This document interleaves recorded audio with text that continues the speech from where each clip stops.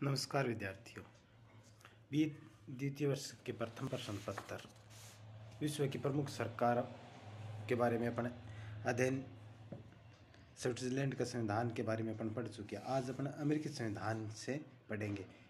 इस प्रश्न पत्र में ब्रिटेन का संविधान, स्विट्जरलैंड का संविधान, अमेरिका का संविधान और जापान का संविधान, इन चार देशों की राजनीतिक व्यवस्थाओं के बारे में है। तो आज अपन शुरुआत करते हैं अमेरिकी संविधान के बारे में। आगे अपन पढ़ेंगे इनकी विशेषताओं के बारे में, वहाँ की शासन प्रणाली, न्याय व्यवस्था, इन सब के बारे में एक एक करके अध्ययन करेंगे। जैसा कि हम सब जानते हैं कि भारत की तरह अमेरिका भी पहले ब्रिटिश शासन के अधीन था, यानी एक ब्रिटिश सरकार का उपनिवेश था। लेकिन बाद में स्वतंत्र होने के बाद में उसका अपना एक संविधान बना, जो लिखित संविधान से शासन व्यवस्था वहाँ चलती है। और अमेरिका का संविधान लिखित संविधानों में सबसे पुराना संविधान भी माना जाता है। यह अमेरिकी संविधान एक महान भावना है, एक उत्कृष्ट तथा उदात्त घोषणा है तथा वास्तव में शासन की नैतिकता की विजय है। यह राज्य का समुचित कार्य क्षेत्र राज्य को समर्पित करता है, किंतु जनता के मूलभूत नैतिक अधिकारों को सुरक्षित रखकर ईश्वर के विषय ईश्वर के पास ही रहने देता है। यह कथन है जेम्स बेक का। ये अमेरिकी संविधान के बारे में कहा गया है। उनकी इस कथन से उनकी विशेषताएं भी उजागर हो जाती है। अमेरिका का क्षेत्रफल 98,26,629 वर्ग किलोमीटर और वर्ष 2000 ईस्वी में हुई जनगणना के अनुसार अमेरिका में लगभग 28 करोड़ 13 लाख जनसंख्या बताई गई है। 2005 ईस्वी के प्रारंभ में यह जनसंख्या 28 करोड़ 24 लाख हो गई। प्राकृतिक संसाधनों से परिपूर्ण इस विशाल क्षेत्र और जनसंख्या ने अमेरिका को एक महाशक्ति का रूप प्रदान करने में बहुत अधिक योगदान दिया।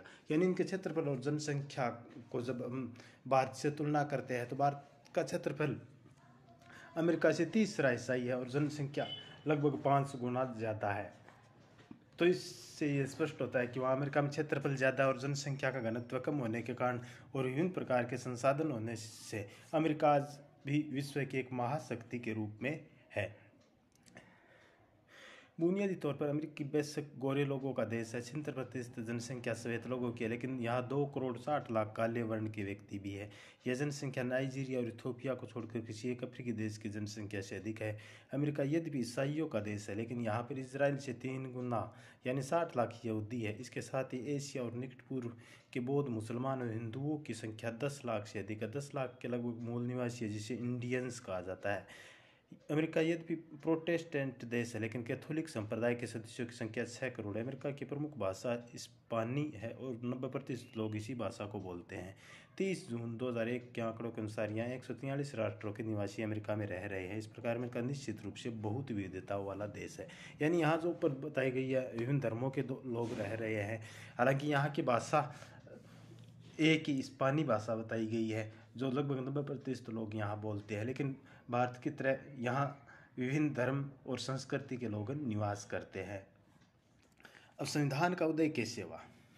संयुक्त राज्य अमेरिका के संविधान का निर्माण 1779 में हुआ, परंतु इस संविधान का निर्माण यकायक नहीं हो गया, वरन इनके पीछे लगभग 150 वर्षों का संघर्षपूर्ण इतिहास रहा है, जिसके अंतर्गत यूरोपवासी अमेरिका में जाकर बसे, उन्हें स्वतंत्रता की घोषणा की और अपने लिए एक संविधान का निर्माण किया।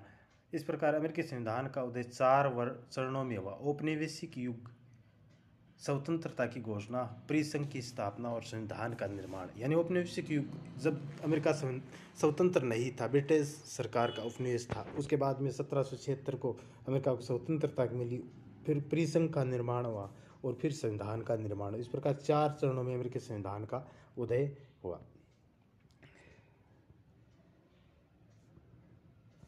अब पढ़ते हैं अमेरिकी संविधान के स्रोत के बारे में। सामान्य व्यक्ति के लिए 1787 में फिलाडेल्फिया द्वारा निर्मित प्रलेख ही अमेरिकी संविधान है, लेकिन राजनीति विज्ञान के विद्यार्थी के लिए यह सोचना उचित नहीं होगा कि वर्तमान समय में अमेरिकी शासन व्यवस्था का संचालन एकमात्र इस प्रलेख के आधार पर ही किया जाता है। कहने का तात्पर्य यह है कि अमेरिका का जो संविधान 1787 में फिलाडेल्फिया सम्मेलन में बनकर तैयार हुआ, वो मात्र संविधान नहीं है। चूँकि अमेरिका का संविधान एक संक्षिप्त संविधान है, तो बहुत सारी ऐसी विधान है जो संविधान में लिखित में नहीं है, लेकिन फिर भी वो संविधान का एक हिस्सा कह सकते हैं, जो लिखित नहीं है लेकिन वो किसी न किसी प्रकार से परंपराओं से या न्यायिक निर्णयों से निर्धारित हुआ है। वर्तमान समय में अमेरिकी शासन व्यवस्था का संचालन एकमात्र इस प्रलेख के आधार पर ही किया जाता है, ऐसा नहीं है। अमेरिकी संविधान में निर्मित संविधान की श्रेणी में रखा जाता है, लेकिन इसका तात्पर्य यह नहीं होना चाहिए कि अमेरिका का संविधान का विकास नहीं हुआ। 18वीं सदी का कृषि प्रधान देश आज औद्योगिक दृष्टि से विश्व का अत्यंत विकसित राष्ट्र है और अमेरिकी संघ में आज 13 के स्थान पर 50 इकाइयाँ हो गई है। यानी जब संविधान निर्मित हुआ था 1787, तब 13 इकाइयों से मिलकर अमेरिकी संघ का निर्माण हुआ था और आज 50 इकाइयों से मिलकर संयुक्त राज्य अमेरिका बना हुआ है। नवीन परिस्थितियों के अनुसार संविधान में परिवर्तन होना आवश्यक था और यह परिवर्तन हुआ भी। मुनरो के शब्दों में यह संविधान 1787 का तिथि चिन्ह रखते हुए भी इन गुजरे हुए वर्षों में निरंतर विकसित, विस्तृत और नवीन परिस्थितियों के अनुकूल होता गया है। कहने का तात्पर्य है कि पिछले 200 वर्षों से अमेरिकी संविधान का भी धीरे धीरे विकास हो रहा है। भले ही वो 1787 में एक संविधान लिखित दस्तावेज बना, लेकिन 1787 से लेकर आज तक संविधान का विकास होता आ रहा है। अमेरिकी संविधान के स्रोतों के बारे में अपन चर्चा करते हैं। सर्वप्रथम जो मुख्य स्रोत है वो फिलाडेल्फिया सम्मेलन द्वारा निर्मित एक संविधान है। अमेरिकी संविधान का आज बहुत अधिक विकास हो गया, लेकिन संविधान का जो मूल ढांचा है वह भी 1787 के फिलाडेल्फिया सम्मेलन द्वारा तैयार किया गया। यह ढांचा संविधान का वह अस्थिपंजर है, यानी एक तरह से वो एक ढांचा, एक रीढ़ की हड्डी है जिस पर संवैधानिक संशोधन, व्यवस्थापन, न्यायिक निर्णय और परंपराओं ने आवश्यक चर्बी चढ़ाने का कार्य किया है।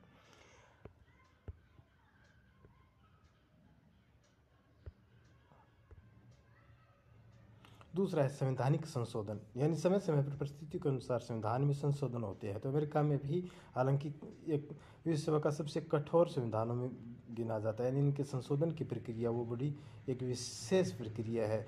इसी कारण आज तक पिछले लगभग 225 वर्षों में अमेरिकी संविधान में केवल 27 संशोधन हुए हैं। इनमें कुछ अधिक प्रमुख संशोधनों का उल्लेख किया जा सकता है। प्रथम 10 संशोधन द्वारा नागरिकों के अधिकार पत्र को सम्मिलित किया गया, यानी नागरिकों को मूल अधिकार दिए गए। संशोधन 13, 14, 15 गृह युद्ध जनित संशोधन है और 17वें संशोधन द्वारा सीनेट के लिए प्रत्यक्ष निर्वाचन की पद्धति को अपनाया गया। यानी अमेरिकी सदन के सीनेट के 2 सदन हैं, कांग्रेस के 2 सदन हैं, प्रतिनिधि सभा और सीनेट। तो वहाँ दोनों सदनों का चुनाव प्रत्यक्ष रूप से होता है।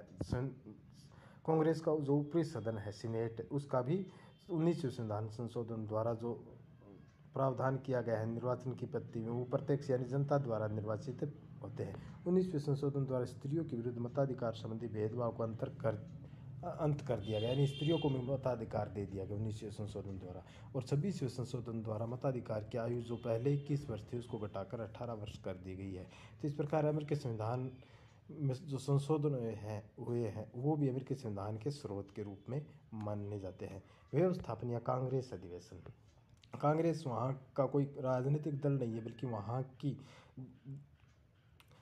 संसद का नाम है। जैसा कि भारत में हम संसद कहते हैं, ब्रिटेन में पार्लियामेंट कहते हैं, वैसे अमेरिका में उस विधानमंडल का नाम कांग्रेस है। 1789 में लागू किए गए संविधान ने नवीन सरकार के मूल ढांचे मात्र की ही व्यवस्था की और संविधान निर्माताओं ने विस्तार की बातों के संबंध में व्यवस्था करने का भार कांग्रेस पर छोड़ दिया। कहने का तात्पर्य कि अमेरिका का जो संविधान भले लिखित है लेकिन वो संक्षिप्त संविधान है। बाकी के प्रावधान वहाँ की विधानमंडल जो कि कांग्रेस 2 सदनों से मिलकर बनती है, प्रतिनिधि सभा और सीनेट, इस पर छोड़ दिया गया। तो समय और परिस्थितियों के अनुसार आवश्यकता अनुसार कानून और विधान बनाने का काम वहाँ के कांग्रेस ने किया। कार्यपालिका द्वारा विकास, अमेरिकी संघ की कार्यपालिका अर्थात राष्ट्रपति वहाँ का जो मुखिया होता है कार्यपालिका का, वही नाम मात्र का और वही वास्तविक मुखिया होता है। क्योंकि वहाँ अध्यक्षात्मक शासन व्यवस्था है, इसलिए वहाँ कार्यपालिका में नाम मात्र की और वास्तविक कार्यपालिका में कोई भेद नहीं है। उसका मुखिया राष्ट्रपति होते हैं, उनके पास सारी शक्तियाँ होती है कार्यपालिका संबंधी। तो संविधान के विकास में महत्वपूर्ण भूमिका अदा की है। इसमें जो राष्ट्रपति बने Jackson, Lincoln, Theodore Roosevelt, Franklin D Roosevelt की संविधान पर उतनी ही स्पष्ट छापें देखी जा सकती है जितने कि संविधान निर्माताओं में से किसी की हो, यानी इन राष्ट्रपतियों का योगदान भी संविधान के विकास में रहा। इसके अलावा न्यायिक व्याख्या है, समय समय पर न्यायालयों ने जो महत्वपूर्ण निर्णय दिए हैं। कांग्रेस या राज्य को व्यवस्थापिका द्वारा पारित कानून या प्रशासनिक सत्ता के किसी कार्य को जो सर्वोच्च न्यायालय या अन्य किसी संघीय न्यायालय ने इस आधार पर चुनौती दी गई कि यह संविधान के प्रतिकूल है, तो न्यायालय निर्णय देने से पूर्व संविधान से संबंधित प्रावधान की व्याख्या करता है और अपनी प्रत्येक नवीन व्याख्या से परोक्ष रूप से संविधान में संशोधन कर दिया जाता है। सर्वोच्च न्यायालय ने संविधान को महत्वपूर्ण दिशाएं प्रदान करने का कार्य किया है। निहित शक्तियों का सिद्धांत जो अमेरिकी संविधान अब अमेरिका की जो राजनीतिक व्यवस्था की एक महत्वपूर्ण विशेषता है, जिसने कि संघीय कांग्रेस को इतना शक्तिशाली बनाया, सर्वोच्च न्यायालय की ही देन है। सर्वोच्च न्यायालय ने ही अपने लगभग 100 निर्णयों में वाणिज्य से संबंधित धारा की व्याख्या की और सर्वोच्च न्यायालय द्वारा की गई व्याख्याओं के परिणाम स्वरूप रेल, तार, टेलीफोन, हवाई, जलीय यातायात और एक से अधिक राज्यों में काम करने वाले सामान्य औद्योगिक प्रतिष्ठान भी कांग्रेस के विधायी क्षेत्र में आ गए। इसके अलावा कुछ परंपराएं भी अमेरिकी संविधान के स्रोत के रूप में गिनी जाती है। अमेरिकी संविधान में परंपराओं को उतना महत्वपूर्ण स्थान नहीं है जितना कि ब्रिटिश संविधान में। जैसा कि अपने ब्रिटिश संविधान के बारे में पढ़ते हैं कि वहाँ कोई लिखित संविधान नहीं है, अधिकांश जो कानूनी प्रावधान है वो परंपराओं से निर्मित हुए। लेकिन यह स्वीकार करना होगा कि अमेरिकी संविधान में न केवल परंपराओं का अस्तित्व है, वन उसे महत्वपूर्ण स्थान भी प्राप्त है। प्रथा और परंपराओं ने कुछ बातों के संबंध में अमेरिका के संविधान को एक ऐसा रूप प्रदान किया जो संविधान के लिखित प्रावधानों के नितांत विपरीत है। उसका प्रमुख उदाहरण राष्ट्रपति के निर्वाचक मंडल से संबंधित है। यानी राष्ट्रपति के निर्वाचन की जो प्रणाली है वो एक अमेरिकी संविधान में ऐसा स्पष्ट कुछ भी नहीं कहा गया, वो परंपराओं पर आधारित है। परंपरा के कारण राष्ट्रपति को न केवल प्रमुख कार्यपालिका वरन अपने राजनीतिक दल का सामान्य राजनीतिक नेता भी समझा जाता है। राष्ट्रपति की कैबिनेट भी पूर्णतः परंपराओं का ही परिणाम है और परंपराओं से ही यह निर्धारित किया गया है कि राष्ट्रपति और उपराष्ट्रपति न केवल अलग अलग राज्य से वरन देश के अलग अलग क्षेत्रों से होंगे। यानी वहाँ जब राष्ट्रपति उपराष्ट्रपति का 4 साल बाद में चुनाव होता है तो वो अलग अलग राज्यों से और अलग अलग क्षेत्रों से ही चुने जाते। हालांकि संविधान में ऐसा कोई प्रावधान नहीं है कि वो एक राज्य से निर्वाचित हो सकते हैं, ऐसा भी है। लेकिन परंपरा ऐसी बन गई कि जिस क्षेत्र का राष्ट्रपति होगा उस क्षेत्र से उपराष्ट्रपति नहीं होता। इसी प्रकार संविधान के अनुसार प्रतिनिधि सभा के सदस्य के लिए उस राज्य का निवासी होना जरूरी है जिसमें वह चुना जाता है। यानी प्रतिनिधि सभा जो अमेरिकी कांग्रेस का निम्न सदन है तो उनके सदस्य भी उस राज्य से, जिस राज्य से वो चुनाव लड़ रहे हैं उसी के निवासी होते हैं। ये भी एक परंपरा बन गई है। लेकिन परंपरा के अनुसार उसके लिए इस जिले का निवासी होना भी जरूरी है जहाँ से वो चुनाव लड़ रहा है। सीनेट की शिष्टता परंपराओं का ही परिणाम है। इस प्रकार परंपराओं ने जिन राजनीतिक संस्थाओं और राजनीतिक स्थितियों को जन्म दिया उसमें राजनीतिक दल, मंत्रिमंडलीय व्यवस्था, राष्ट्रपति का चुनाव जो वस्तुतः प्रत्यक्ष हो गया, सीनेट, शिष्टाचार का व्यवहार, यानी ये सारी चीज़ें संविधान में स्पष्ट रूप से कहीं भी उल्लेख नहीं है। लेकिन परंपराओं ने इनको संवैधानिक मान्यता एक तरह से जितना संविधान के प्रावधान है उतना ही महत्वपूर्ण मान्यता प्रदान की है। तो आज बस इतना ही। धन्यवाद।